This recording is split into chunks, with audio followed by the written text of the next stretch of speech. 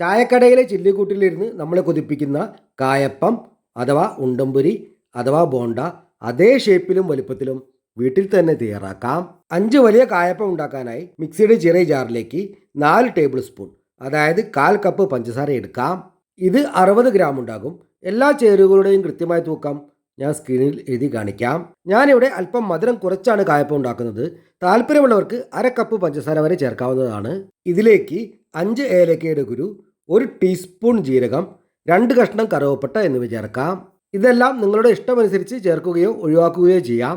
ഇനി നമുക്കിത് മിക്സിയിൽ വെച്ച് നന്നായി പൊടിച്ചെടുക്കാം. എല്ലാം നമ്മൾ നന്നായി പൊടിച്ചെടുത്തിട്ടുണ്ട്. ഇനി നമുക്കിത് മാറ്റി വെച്ച് പൊടി അളന്നെടുക്കാം. നമ്മളിവിടെ നന്നായി തട്ടി നിറച്ച 2 കപ്പ് ഗോതമ്പ് പൊടിയാണ് എടുക്കുന്നത്. ഇത് പാക്കറ്റിൽ വരുന്ന ആട്ടയാണ്. ഗോതമ്പ് വാങ്ങി പൊടിച്ചെടുക്കുന്നതാണെങ്കിൽ 1/2 കപ്പ് ഗോതമ്പ് പൊടിയും 1/2 കപ്പ് മൈദയും എടുക്കുന്നതാകും നല്ലത്. ഇത് മൊത്തത്തിൽ 300 ഗ്രാം ഉണ്ടാകും. വെള്ളത്തിൻ്റെ അളവിൽ വ്യത്യാസം വരാതിരിക്കാൻ പൊടി നന്നായി തട്ടി നിറച്ച് തന്നെ എടുക്കണേ.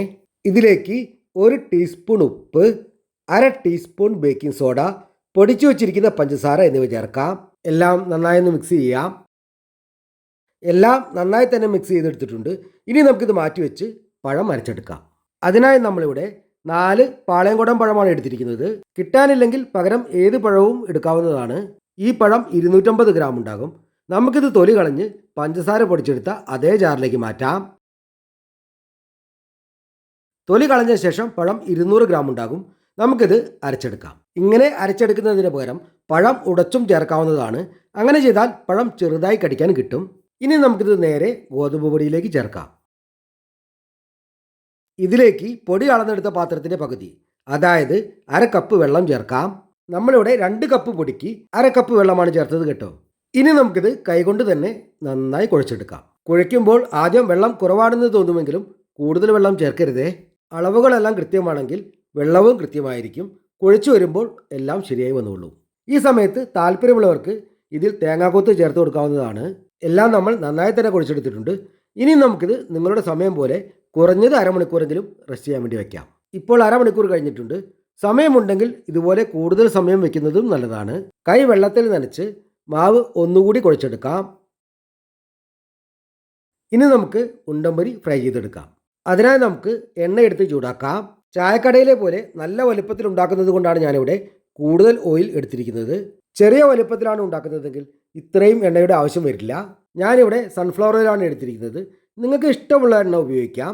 എണ്ണ പാകത്തിന് ചൂടായോ എന്നറിയാൻ കുറച്ച് മാവ് ഉരുട്ടി എണ്ണയിൽ ഇട്ട് കൊടുക്കാം. എണ്ണയിൽ ഇട്ട ഉടനെ മാവ് പൊരിഞ്ഞു പൊന്തി വരികയാണെങ്കിൽ എണ്ണ പാകത്തിന് ചൂടായി എന്ന് മനസ്സിലാക്കാം. ഇനി നമുക്ക് കൈ രണ്ടും വെള്ളത്തിൽ നനച്ച് ആവശ്യത്തിന് മാവ് എടുത്തുരുട്ടാം. ഏകദേശം 135 ഗ്രാം തൂക്കത്തിലാണ് മാവ് എടുക്കുന്നത്. നമുക്ക് ഈ മാവ് കൊണ്ട് തന്നെ 10-12 തുല്യ വലിപ്പമുള്ള ചെറിയ കായപ്പം ഉണ്ടാക്കാവുന്നതാണ്. ഉരുട്ടുമ്പോൾ മാവ് കയ്യിൽ ഒട്ടിപ്പിടിക്കാതിരിക്കാൻ ആവശ്യമെങ്കിൽ വീണ്ടും കൈ നനച്ചു കൊടുക്കാം. ഞാനിവിടെ ആദ്യം ഒരെണ്ണം മാത്രമാണ് ഫ്രൈ ചെയ്യുന്നത്. ഇതുപോലെ ഫ്രൈ ചെയ്യുന്നതെന്തും പുതിയ എണ്ണയിൽ ആദ്യം ഫ്രൈ ചെയ്യുമ്പോൾ ഒരെണ്ണം മാത്രം ആദ്യം ഫ്രൈ ചെയ്ത് നോക്കിയ ശേഷം കൂടുതലിട്ട് ഫ്രൈ ചെയ്യുന്നതാണ് നല്ലത്. ഇനി നമുക്ക് മാവ് ഉരുട്ടിയെടുത്ത് കൂടുതലെണ്ണം ഒരുമിച്ച് ഫ്രൈ ചെയ്തെടുക്കാം. മാവ് ഉരുട്ടി എണ്ണയിലിടുമ്പോൾ ഫ്ലെയിം മീഡിയത്തിൽ വെക്കണം. എല്ലാം ഇട്ട് കഴിഞ്ഞാൽ ഉടനെ തന്നെ എണ്ണയിൽ ഇതുപോലെ ഉരുട്ടി കൊടുക്കണം. എന്നാൽ മാത്രമേ നല്ല ഷേപ്പ് കിട്ടുകയുള്ളൂ.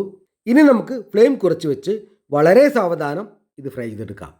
എണ്ണയുടെ ചൂട് കൂടുതലാണെങ്കിൽ പുറം പെട്ടെന്ന് നിറം മാറുകയും അകം വേവാതെയും ഇരിക്കും. ഇടയ്ക്കിടെ ഇതുപോലെ ഉരുട്ടി കൊടുത്തില്ലെങ്കിൽ കായപ്പത്തിൻ്റെ ഒരു ഭാഗം മാത്രം വെന്ത് പിന്നീട് തിരിച്ചിട്ടാലും ആ ഭാഗം തന്നെ തിരിഞ്ഞ് മുകളിലേക്ക് വരും. ഈ വീഡിയോ ഇഷ്ടമായാൽ എല്ലാവരും ഇതൊന്ന് ഷെയർ ചെയ്യണേ. അതേപോലെ നമ്മുടെ ചാനൽ സബ്സ്ക്രൈബ് ചെയ്യാനും ബെൽ ബട്ടൺ അടിച്ചുവിടാനും മറന്നു പോകരുതേ. ഇപ്പോൾ കായപ്പം ഫ്രൈ ആയി ബ്രൗൺ നിറമായി വന്നിട്ടുണ്ട്. ഈ സമയത്ത് ഫ്ലെയിം വീണ്ടും മീഡിയത്തിലേക്ക് മാറ്റാം.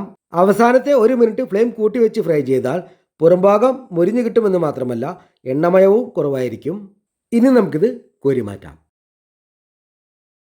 അങ്ങനെ നമ്മുടെ കായപ്പം തയ്യാറായിട്ടുണ്ട്. എല്ലാവരും ഇതുപോലെ ഒന്ന് ട്രൈ ചെയ്ത് നോക്കണേ. നിങ്ങളുടെ അഭിപ്രായങ്ങൾ ഇപ്പോൾ തന്നെ കമൻറ്റ് ചെയ്യണേ. മറ്റൊരു വീഡിയോയുമായിട്ട് ഞാൻ വീണ്ടും വരാം. ബൈ.